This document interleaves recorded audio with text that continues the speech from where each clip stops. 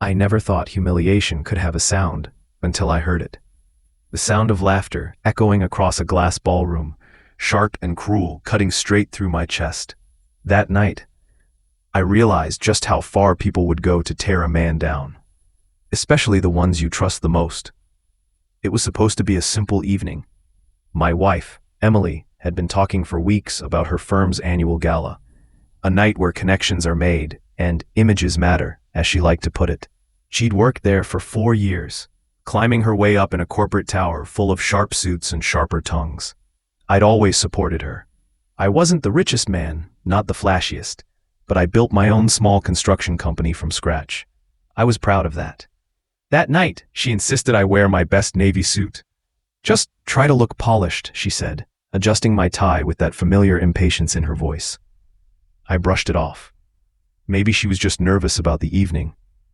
Maybe. The gala was held at the downtown Marriott Ballroom, chandeliers glittering like frozen stars, champagne glasses clinking, everyone dressed like they were auditioning for a magazine cover. I could already feel the eyes scanning me when we walked in. Emily was radiant in her black dress, laughing with her colleagues. Me, I was invisible. Until I wasn't. A waitress guided me toward the long banquet table, smiling as she said, "You're seated near the front, sir." I smiled back, relieved. Maybe it wouldn't be so bad. Then I saw it. My place card, white, gold trim, elegant font. And right under my name, scrawled in red marker, were 2 words that froze my blood. Idiot, trash. For a second, I thought it was a joke gone wrong.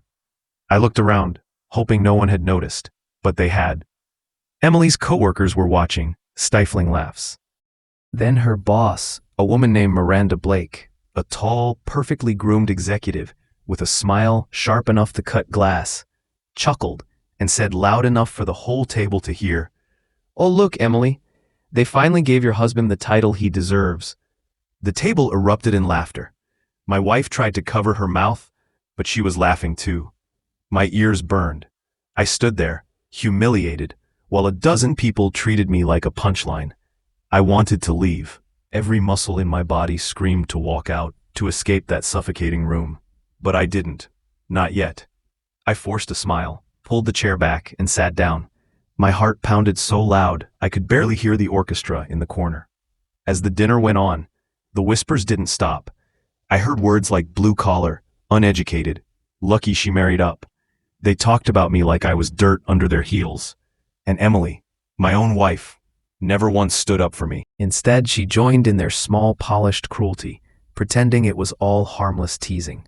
When dessert was served, Miranda leaned toward me and said, "Don't take it personally. We just like to have fun around here."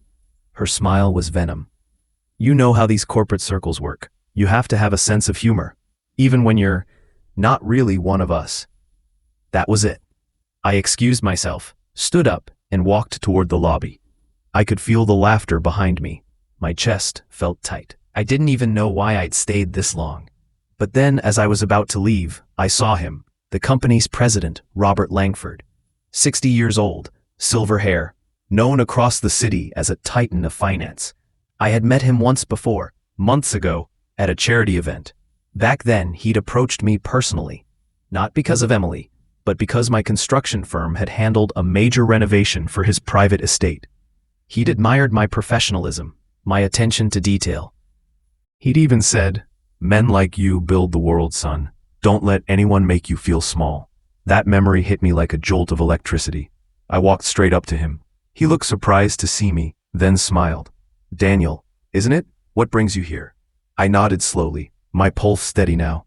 "Just attending with my wife, but I think it's time I cut ties with all of you."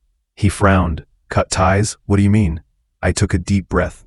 "Your VP, Miranda Blake, and her team have spent the last hour mocking me publicly, my wife included. They labeled my place card idiot trash.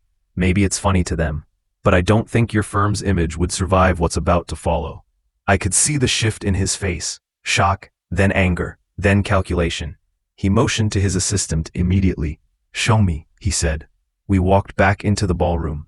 The laughter died instantly. Emily froze when she saw me walking beside the president. Miranda's smile faltered. Robert picked up my place card, examined it, and turned toward her with a glare that could melt steel. Miranda, he said quietly, would you like to explain this? The room went dead silent. She stammered. It was just a harmless joke, sir. He cut her off. You humiliated a guest, in front of clients, in front of me. Do you have any idea how this reflects on us? She tried to recover, her voice trembling. But he slammed the card down on the table. He's the contractor who built my home. The man who saved me millions in losses because he caught design flaws your team missed during last year's expansion. The only idiot here is whoever thought this was acceptable. The silence that followed was the sweetest sound I'd ever heard. Emily's face was pale. Her lips quivered as she whispered, Daniel, But I didn't look at her. Not yet. Robert turned to his assistant. Miranda Blake, effective immediately, is suspended pending internal review. And every employee involved in this incident will face HR inquiry. He looked back at me. I apologize for this disgraceful behavior. You deserved better. I nodded. Thank you, sir. But I think I've already made my decision. I turned toward Emily. The entire room was watching. My voice was calm, cold. You laughed the loudest. I hope it was worth it. She reached for my arm, tears forming. Daniel, please, I pulled away. Save it. I spent years supporting you, believing in you. But tonight, I realized something. You don't want a husband. You want a trophy. I left the ballroom without looking back. The cold air outside felt cleaner than it had in years. But that wasn't the end. And next morning, I woke up to dozens of missed calls. Apparently, word had spread fast. Someone had recorded the incident on video. It had gone viral within hours. A headline on a local business blog read, VP and staff mock guest as idiot trash. Turns out he's the CEO of the firm's major contractor. Yep, I wasn't just some construction worker. My company, Redwood Infrastructure, had contracts with half the city, including Emily's firm. I'd kept that quiet because I never mixed personal life with business. But now it mattered. Within days, the firm's board reached out to me directly. Miranda was fired, several employees were suspended, and the company issued a public apology to me. As for Emily, she called, begged, cried. It was peer pressure, she said. I didn't mean it, but she did. That laughter wasn't accidental. It was the sound of contempt built over years, because I didn't fit into her shiny, shallow world. I filed for divorce 2 weeks later. She tried to fight it, of course, claimed she still loved me. But when I reminded her that she'd mocked the man who helped pay her mortgage, the line went silent. A month later, my firm ended all contracts with her company. Robert called personally, asking if there was any way to fix things. I told him, the damage is done. You can build new walls, but some cracks never disappear. He didn't argue. 6 months passed. Emily moved out of the city. I heard she lost her job soon after, blacklisted from most major firms because of the viral video. Meanwhile, I expanded Redwood Infrastructure to 2 new states. Business boomed. Investors came knocking. Funny how life works. The same people who once laughed at me now wanted to shake my hand. Sometimes I think back to that night, the lights, the laughter, the way I stood there holding that stupid place card like it defined me, and then I smile. Because it didn't. That card was supposed to humiliate me. Instead, it became my spark, my reminder. Never let people who think they're above you define your worth. They only see what's on the surface.